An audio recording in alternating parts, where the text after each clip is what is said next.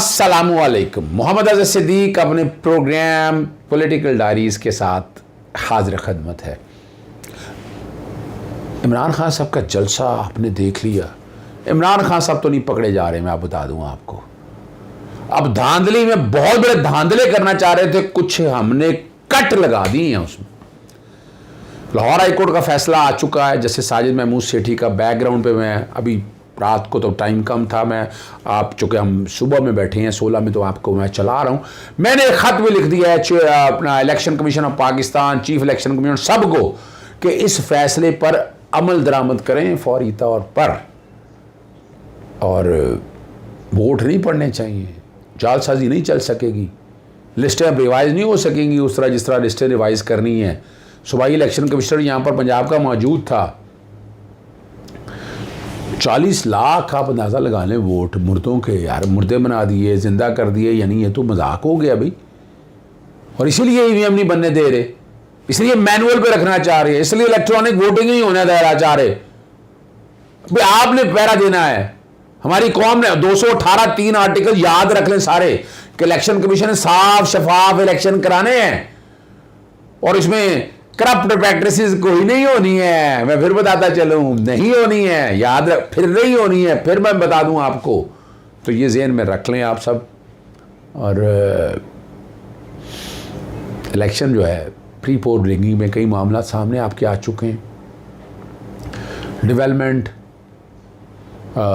लोगों को एलोर करना, परचेज करना, पुलिस ने छापे मार रहे हैं। एक और ख़बर दे दूं मैं आपको, आज का दिन बड़ा अहम है।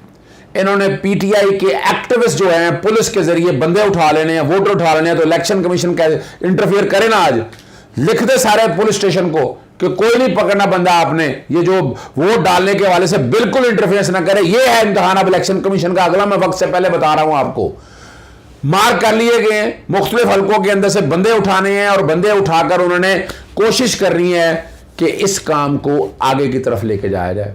ये इतना आसान काम नहीं होगा। जब मुकद्दर साथ दे रही हो, किस्मत साथ दे रही हो, तो कब तक आप बेवकूफ़ बनाएंगे लोगों को। इतना आसान काम नहीं है ये। इमरान खान साहब ज़िमनी इलेक्शन जीतने जा रहे हैं। 13 से 15 वोट में मैं क्या बैठा हूँ, सीटें 5 से 7 अपना PMLN की और 2 आज़ाद के करीब हैं। लेकिन वो क्या बनाई बैठे हैं, वो बनाई बैठे हैं 9 सीटें जो हैं अब कम कर दी हैं कि मसला बन जाएगा। 9 सीटें PMLN को देनी है, 2 वो 7 आके मिल जाएंगे, 11 हो जाएंगे, और 7 के करीब सीटें जो हैं या 9 के करीब सीटें जो हैं वो PTI को देनी है। यानी यूं जो है वो इम्बैलेंस हो के हालात वाक़यात बनेंगे। लेकिन 186 सादा अक्सरियत तो चाहिए होगी। और अब आप लोगों को जागना है, ध्यान रखना है आप लोगों को कि आप ये धांधली ना होने दें।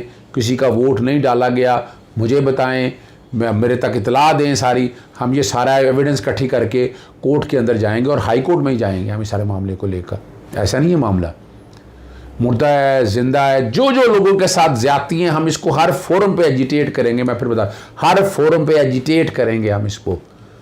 और आपका वोट आपका वोट है, आपका वोट आपका वोट है। कोई ऐसे हम ले जाने नहीं देंगे उनको इस तरह से।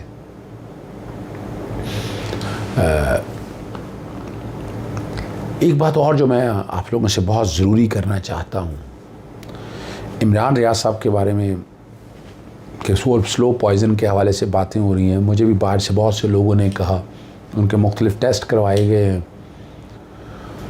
और इन हालात में उनके मुख्तलिफ टेस्ट के हवाले से उनका बाहरून मुल्क सफ़र करना बड़ा ज़रूरी है। मैं नहीं समझता उन्हें रोकना जाना चाहिए। जो कोई भी रोक रहा है गलत कर रहा है, उन्हें जाएं। फंडामेंटल राइट है, आर्टिकल 9 की बात है, आर्टिकल 14 की बात है, राइट टू लाइफ की बात है। ये इस तरह तो नहीं हो सकता ना। जो कोई भी किसी ने अगर किया है तो he has to face the consequences. अगर किसी ने किया है, बार बार इल्ज़ाम एजेंसियों में मत लगाएं। खुदारा आपका सियासी जो लोग हैं ना, ये जो लोग यहाँ बैठे हैं, राणा सनाउल्लाह और ये सारे लोग, ये उसी जगह के लोग हैं। ये वही लोग हैं जो इस तबाही के ज़िम्मेदार हैं। इन्होंने अपने तरीके से मामला को लेकर चलना है और आप लोगों को समझ नहीं आने देनी। इमरान रियाज साफ आदमी है, वो चीज़ें आगे लेके जाना चाहता है, वो कौम की डायरेक्शन सेट करना चाहता है। और कोई ज़ाती एजेंडा मैंने तो नहीं देखा, मैंने तो करीब से देखा है उनको, और वो ईमानदारी से अपना काम कर रहे हैं। अरशद शरीफ के बारे में मामला उठाया और कोई दिक्कत नहीं हुई, ये हमारे अपने हैं। इमरान रियाज ले लें, डॉक्टर मोईद पीरज़ादा ले लें, अरशद शरीफ ले लें, साबिर शाकिर ले लें, ये सारे हमारे अपने हैं। समी इब्राहिम हमारे भाइयों की तरफ पे है। कुएं का सुलू में बात लेके जा रहे हैं, यानी ये जो इदारों के साथ खड़े हैं, आज क्यों इदारों से दूर लेकर जा रहे हैं लोगों को? वो तो पहले ही अपने नहीं है। वो जो 5315 जो सो कॉल्ड लिबरल, वो तो पहले ही वहां खड़े हैं। क्या हम लोग जाके उनके साथ खड़े हो गए? हम तो नहीं खड़े हो सकते उन लोगों के साथ, कि उनका नुक्ता नजर से हम तो नहीं मान सकते उनके नुक्ता नजर को। क्यों माने हम उनके नुक्ता नजर को? वही तो लोग हैं, पाकिस्तान की बर्बादी में ये लोग ये शामिल हैं। हम किस मुंह से जाकर उनको हाथ मिला लें? उनके हाथ तो नहीं हम मिलाएंगे ऐसे लोगों से, और ना उनके एजेंडे पे हम चलेंगे। हमारा अपना एजेंडा है। एजेंडा क्या? हमारा मुल्क है, हमारा एजेंडा। क्योंकि समी इब्राहिम का जिक्र किया, मैं प्रोग्राम में था, समी ने बहुत ज़बरदस्त मुझे बड़ा एंगेज रखा। मुख्तसर जितनी भी बातें हैं ज़रा समी के इस प्रोग्राम में सुन लें। अपनी आंखों के सामने देखी हैं। पहले तो मैं बताता चलूं कि ये वही अदालतें हैं, ये वही निज़ाम है, ये वही पाकिस्तान मुस्लिम लीग नून है जो सुप्रीम कोर्ट के बारे में ना सिर्फ नाज़ेबा बल्कि तौहीन अमेज अल्फाज इस्तेमाल करती रही। इनके 3 लोग जो हैं तौहीनी अदालत में सजा हुई और पार्लियामेंट की नशिस्तों से चले गए। जहाँ तक मैं हैरान हूँ कि सुप्रीम कोर्ट ने मरियम नवाज के बारे में और नवाज शरीफ के बारे में बड़ा रेस्ट्रेंट का मुजाहरा किया, और उसका नताइज हम देख लिए हैं कि दोहरे निज़ाम की बातें जो हैं आम लोगों के ज़हनों पे आती जाती हैं। और ये भी एक तकलीफ दे बात है कि मामला है सादुक और अमीन होने का। आपने अपने बेटे से तनख्वाह ली या नहीं ली, ये तो इशू है ही नहीं है कि आप झूठे हैं, आपने वोट डिक्लेयर नहीं की। इसमें ना लेने या ना लेने का तो इशू ही पैदा नहीं होता है। यानी दुख और अफसोस इस मकाम का है कि आप झूठ बोल के कहते हैं उस झूठ पर पर्दा डाल दें, वो तो नहीं डाल सकता पर्दा। आपको तनख्वाह लेने पर नहीं, आपको झूठ बोलने पर, मिस डिक्लेरेशन पर, आपको 62(1)(f) के तहत मिस डिक्लेरेशन ना देने के ऊपर आपको डिस्क्वालीफाई किया गया। जरा क्लियर कर लें। फिर आपको नैब की अदालतों ने बाकायदा सजा सुनाई असासे अपनी औकात से ज्यादा बनाने के ऊपर। मैंने अजहर साहब मैं एक सेकंड, मैंने ये बेसिकली चीज़ें दिखाई इसलिए है और आपसे सवाल इसलिए किया है कि अभी जो गद्दारी का मुकदमा कायम करने की कोशिश की जा रही है, वो जो 2 जजेस के इजाफी नोट्स हैं, जो मिनॉरिटी जजमेंट है, उसको बुनियाद बना के तो ये यानी अदालत के कंधे पर रख के बंदूक चलाना चाहते हैं कि जैसे ये सब कुछ अदालती हुक्म के तहत कर रहे हैं, लेकिन अदालत के बारे में इनके अपने क्या ख्यालात हैं और अब भी ये उसी तरह का काम कर रहे हैं। तरीका वारदात मुख्तलिफ है। मैं बुनियादी तौर पर इस पे आपका कमेंट चाहता हूँ। देखिए मैं उसी तरफ आ रहा हूँ समी साहब। दुख और अफसोस का मकाम है, हमारी सुप्रीम कोर्ट को इस बात पर नोटिस लेना चाहिए। पहली तो बात है, ना ही सुप्रीम कोर्ट के लार्जर बेंच ने, ना ही माइनॉरिटी व्यू ने आर्टिकल 6 लगाने का तो कहा ही नहीं है। दुख और अफसोस इस मकाम का है कि ये झूठ बोल रहे हैं, कौम को गुमराह कर रहे हैं, सुप्रीम कोर्ट के फैसले को गलत तशरीह करके और सुप्रीम कोर्ट के कंधों को इस्तेमाल कर रहे हैं। इस मामले में तो राना सनाउल्लाह के खिलाफ और बाकी सब लोगों के खिलाफ तौहीनी अदालत की कार्रवाई। क्या लिखा है पैरा 12 में? जस्टिस मियां मजहर आलम खेल के, अगर आम नाजरीन अगर समझ सके, बड़ी छोटी सी लैंग्वेज की है कि आर्टिकल 5 का कहा गया कि तोड़ा गया है। उन्होंने कहा कि मौका आ गया है, इस वक्त हालात आ गए हैं, however करके लफ्ज़ इस्तेमाल हुआ है, however whether the stated acts attract article 6 of the constitution, parliament बैठे। यानी क्या कहा उन्होंने कि क्या इस पे आर्टिकल 6 अट्रैक्ट होता है, इसमें आइन में तरमीम करनी पड़ेगी। पार्लियामेंटेरियन बैठे, इसका मतलब क्या है कि 239 के तहत आप जाकर आइन में तरमीम कर ले। अब कहाँ ये कहा है कि आर्टिकल 6 लगा है? और वैसे भी मैं समझता हूं कि सुप्रीम कोर्ट के सिंगल जज ने जो लफ्ज इस्तेमाल किए हैं, उन्होंने भी अपना हलफ तोड़ा है और उनके खिलाफ सुप्रीम जुडिशल काउंसिल में दरखास्त जा सकती है, सिर्फ इस बुनियाद के ऊपर कि जिससे मुआशरे में अनारकी और फसाद बर्पा होने की कोशिश है। दूसरे जज साहब ने भी ऐसी कोई बात नहीं की है। मैं माइनॉरिटी से जरा हटके लेके चलता हूँ। जस्टिस काजी फाइजा का केस है, जस्टिस मुनीब अख्तर ने इजाफी नोट लिखा, उस इजाफी नोट को तीनों जजेस ने कनकर किया कि जो लफ्ज इन्होंने लिखे हैं हम उससे इत्तेफाक करते। यानी वो 4 जजेस का माइनॉरिटी व्यू था, वो नहीं माना गया। अब यहाँ बैठकर अगर वरना तो अपना जस्टिस काजी फाइसा के जो प्रोसीडिंग थी वो तो मंतकी अंजाम तक पहुंच रही थी, उसके बाद तो हॉल्ट हो गई। अब इस जजमेंट को अगर आप सामने रख कर देखें और जो अल्फाज इस्तेमाल किए हैं वो एक तकलीफ दे बात है। मैं चूंकि उस मामले में सारा मौजूद था, जहां तक साइफर के हवाले से वहां तो बात ही कोई नहीं हुई। और मैं तारीखी तौर पर बताना चलूं, साइफर की इन्वेस्टिगेशन के लिए, लेटर गेट स्कैंडल के लिए मैंने इंक्वायरी के लिए बाकायदा पिटीशन दायर की, नहीं उसने एडवोकेट किया, वहीं पर थे। उस पर एतराज लग गया कि आर्टिकल 69 सामने आड़े आता है। इसका मतलब क्या है?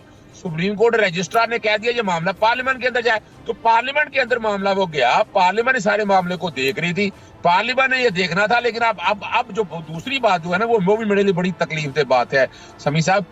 यानी मिसाल के तौर पर पैरा 34 में जो कहा गया कि साइफर के हवाले से इंक्वायरी और इन्वेस्टिगेशन पे जब सुप्रीम कोर्ट के ऑफिस ने, रजिस्ट्रार ने एतराज लगा दिया, मामला चला गया वापस।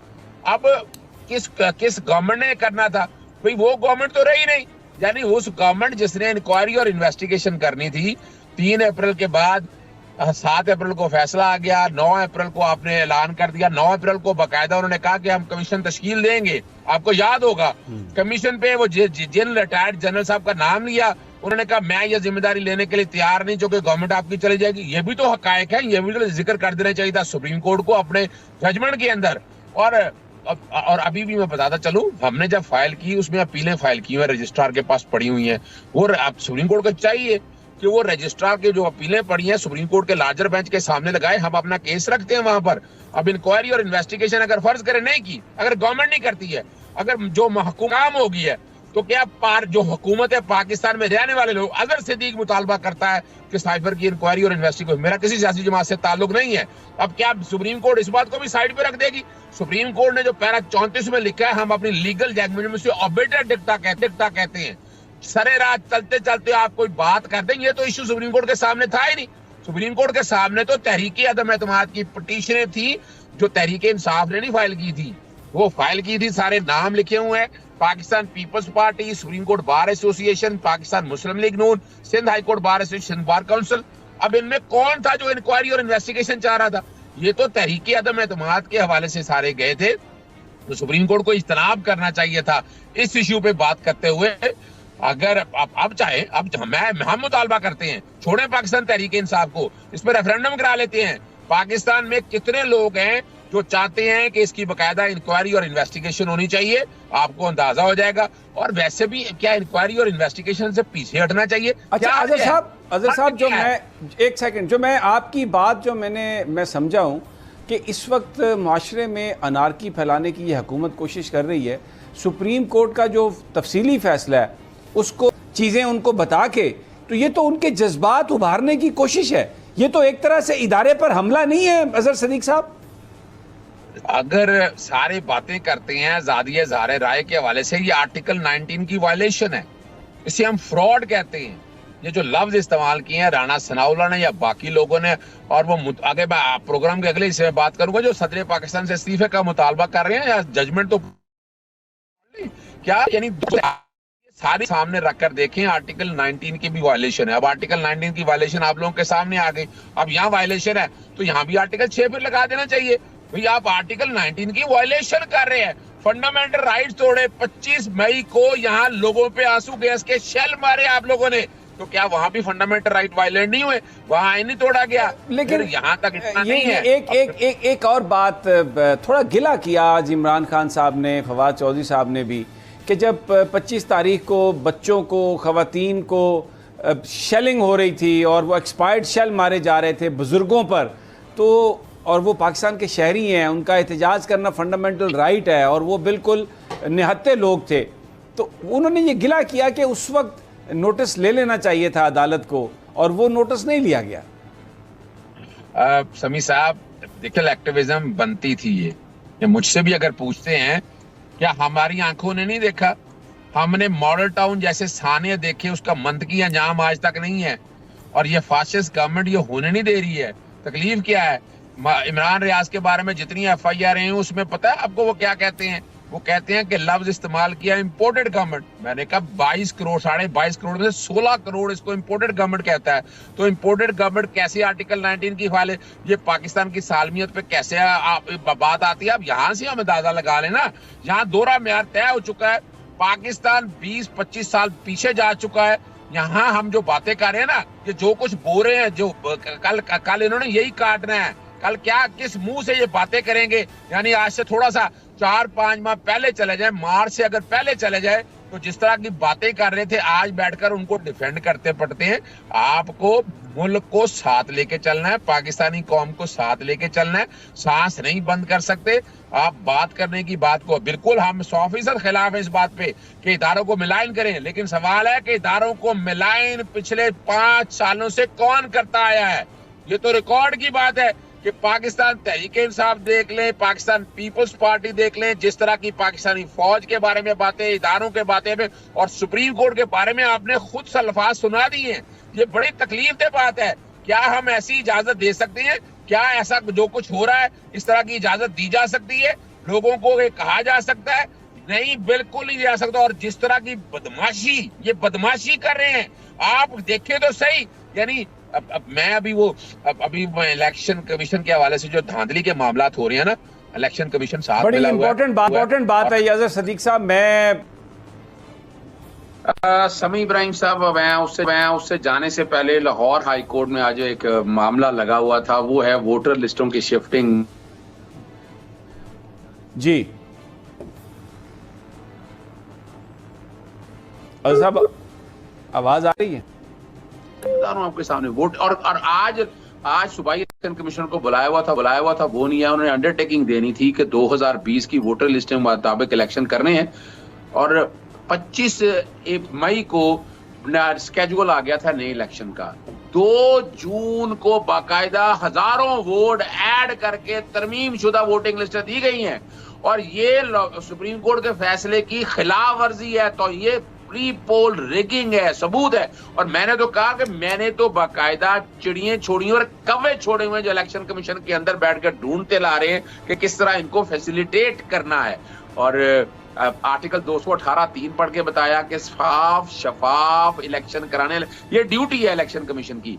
और वहां ये कहना था कि कोई नहीं, आप ये रहने दें, आप जब इलेक्शन हो जाए। मैंने कहा जी, अगर इलेक्शन हो गए तो इलेक्शन पिटीशन आ जाएंगी, ये तो फिर स्टे लिए बैठे रहेंगे और यही गुजारते रहेंगे इलेक्शन कमीशन का किरदार। और जब सुप्रीम कोर्ट के सामने 1 जुलाई को जब ये मामला आया, तो उस वक्त सुप्रीम कोर्ट इलेक्शन कमीशन ने यकीनदहानी कराई थी कि साफ शफाफ इलेक्शन कराएंगे, लेकिन अभी तक कोई चीज नजर नहीं आ रही है। आपने प्री पोल रिगिंग की कई शक्लें देख ली, वो बिजली के मंसूबे, भाई उनको कोई ये मंसूबा आपने शुरू ही कैसे किया, बजाय ये कि वो मंसूबा रोक दिया। ये तो कोई तरीका नहीं है। और जिस तरह के इल्जामात इलेक्शन कमीशन में लगाए हैं कि आने वाले दिनों में सच साबित होने वाले हैं। इलेक्शन कमीशन इस वक्त खुद मुख्तार नहीं, और ये कसूर हमारा भी इस हद तक है कि जो 2 मेंबर लगाने थे इलेक्शन कमीशन में, जो कि हमने असूली तौर पर फैसला किया हुआ था, अपोजिशन लीडर वहां बन गया, चेयरमैन नैब के हवाले से जो बातें चल रही हैं, इस वक्त तो पूरी तरह से जो सिस्टम है ना, वो साकत हो चुका है। और स्टेटस को की हामी कुव्वतें इस वक्त इक़्तिदार के नशे ले रही हैं, और उन्हें ऐसे ही लग रहा है सारा कुछ उनकी मर्जी के मुताबिक हो रहा है। आपने ये नहीं देखा सभी साहब, मैं आपको कई हल्के दिखा देता हूं कि जहां कोई टेंडर नहीं हुआ, सड़कें बन रही हैं, पुल बन रहे हैं, और वो कॉन्ट्रैक्टर को 25-30 के करीब ऐसे हैं जिनको काम दिया जा रहा है। उन्हें इतना यकीन है कि कल हम हुकूमत में आ जाएंगे, जब हम हुकूमत में आ जाएंगे आपको ठेके उसके बाद दे देंगे, आप जाके बाद में लगा लीजिएगा। यानी पहला एक वोटिंग लिस्टिंग आ गया, दूसरा आपने जितने ये डेवलपमेंट के काम है वो सारे हो रहे हैं, फिर लोकल पुलिस इस तरह से पीटीआई को कंट्रोल कर रही है, लोगों को घर से उठा रही है और उनके जलसों पे धावे बोल रही है। और ये सारा कुछ इलेक्शन कमीशन को तो नजर नहीं आ रहा, शायद उनकी आंखें बंद है। आपने किसी भी हवाले से इस तरह का, मैंने तो अभी तक इलेक्शन कमीशन के किरदार में कोई चीज ऐसी नहीं देखी है जो साबित कर सके कि वो आइन के आर्टिकल 200 अब इसको क्या कहेंगे, 218(3) को वायलेट करना इलेक्शन कमीशन, आए ना डिमांड करना, आर्टिकल 6 लगाया ना इलेक्शन कमीशन के ऊपर, 218(3) वायलेट कर रहे हैं, यानी बिला तरद्दुद मैं कह रहा हूं कि यहाँ आपने उसके मुताबिक 218(3) में लिखा हुआ है साफ शफाफ इलेक्शन कराने हैं, जब नहीं करा रहे तो आप आइन तोड़ रहे हैं, तो फिर आर्टिकल 6 यहाँ भी तो लगना चाहिए ना। एक मुझे और बात, मेरा आपसे सवाल है कि सुप्रीम कोर्ट ऑफ पाकिस्तान के सामने इलेक्शन कमीशन ये कहता है कि मैं 3 महीने में इंतखाबात नहीं करवा सकता। आइन के अंदर ये ड्यूटी दी गई है इलेक्शन कमीशन को कि वो पाबंद हैं 3 महीने के अंदर जब भी ज़रूरत हो इंतखाबात करवाने की, और वो सुप्रीम कोर्ट में खड़े होकर ये कह रहे हैं कि हम अपनी आइनी जिम्मेदारी पूरा करने के अहल नहीं हैं, उसके काबिल नहीं हैं। क्या ये आइन की खिलाफ वर्जी नहीं है? क्या फिर इस पर आर्टिकल 6 नहीं लगता?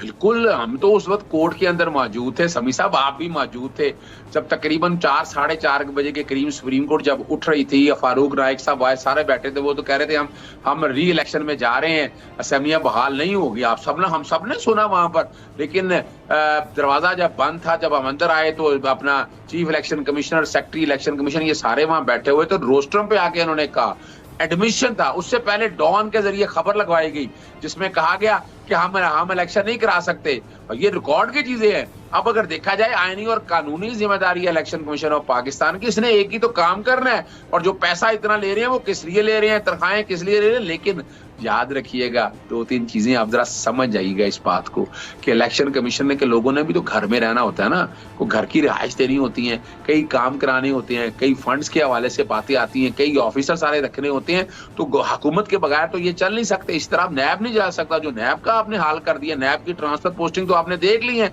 एक्टिंग यानी वो क्या कर रहे हैं, यार मैं ये जरूर बात करना चाहूंगा, आइन तरमीम की उन्होंने नैब एक्ट के अंदर 45 दिनों के अंदर चेयरमैन नैब लगाना है।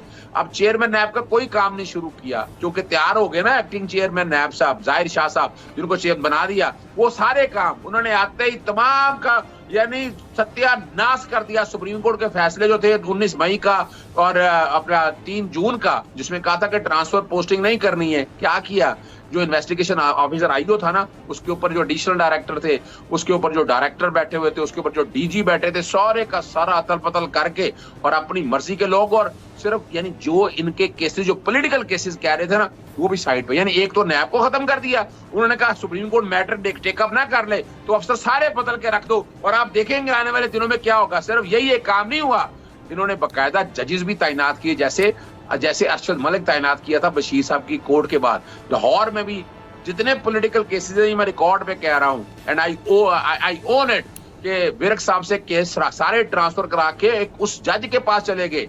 यानी आप साइंटिफिक देखें ना तो किस तरीके से ये प्लानिंग चल रही है, और पाकिस्तान तहरीक इंसाफ के लोग ठीक है, वो कितना 1,60,000 से ज्यादा। सभी इब्राहिम साहब, चले मैं आपको बता देता हूं जो मेरी इब्तदाई तहकीक है।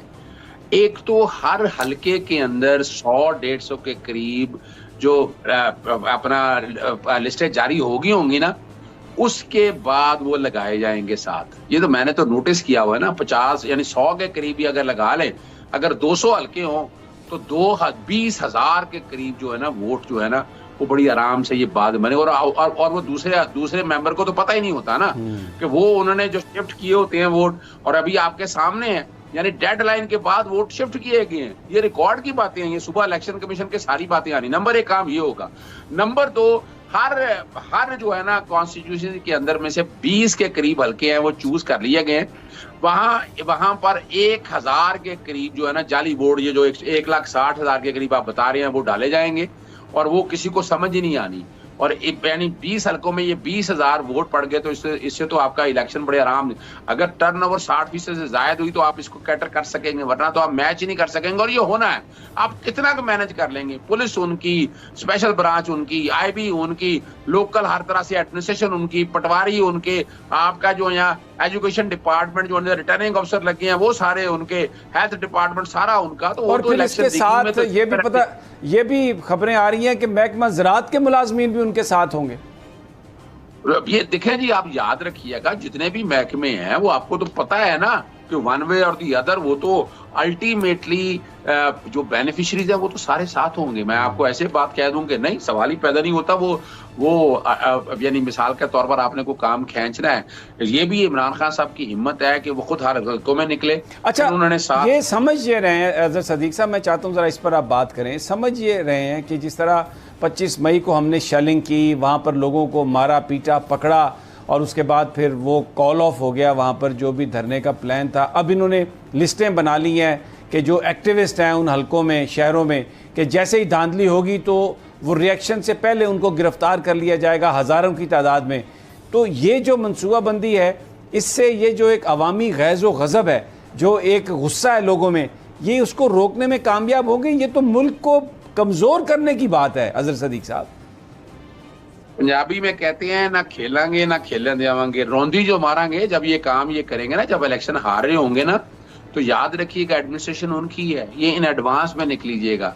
तो ये ऐसे हालात पैदा किए जाएंगे, चूंकि ये मौत है, ये सियासी मौत है इन तमाम सियासी जमातों की। आपने देखा नहीं है वो शामिल बाजा की शक्ल में सारे साथ, यानी प्रेस कॉन्फ्रेंस आज वजीर कानून कर रहे थे तो शामिल बाजा लोग जो साथ वो शामिल होकर बैठ जाते हैं, जब को प्रेस कॉन्फ्रेंस करनी होती है सारे 13 की 13 14 की 14 सियासी जमातें। शर्म नहीं आती इन लोगों को कि आप झूठ और फ्रॉड और फ्रेब के हवाले से ये जेहन में रख लीजिएगा। लिस्टें बन चुकी हैं, कुछ लिस्टें तो मैंने खुद देखी हैं ऐसी कि जिन लिस्टों में एक्टिविस्ट के नाम बाकायदा जो है ना सारे एक और वो बाकायदा जो लिस्टें हैं उन लिस्टों के ऊपर उन लोगों को उस दिन बैठकर ये ऐसा हालात और वाकयात बनाएंगे कि किसी ना किसी तरह से जो है ना, अगर ये बात शुरू होनी है और इलेक्शन में धांधली का इल्जाम लगाया जाएगा, और यार इलेक्शन का धांधली का उल्टा ये इल्जाम लगाएंगे ये लोग हमने पकड़ लिए जो जाली वोट डाल रहे थे, और कोशिश की जाए कि ये शिफ्ट करने की। लेकिन अच्छा, कौम अब इतनी कौम समझदार है। लेकिन मेरा आपसे एक सवाल है, सारा दिन आज इन्होंने कैंपेन की है टेलीविज़न पर आकर कि जी आर्टिकल 6 के तहत पर्चे दर्ज किए जाएंगे,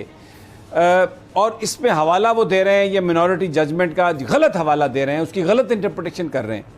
अगर इस बुनियाद पर ये आर्टिकल 6 लगाते हैं तो वो भी तो फिर जो रेफरेंस है वो भी तो स्पेशल कोर्ट में जाएगा ना, वो भी तो इन्हीं सुप्रीम कोर्ट के जजेस के सामने जाएगा।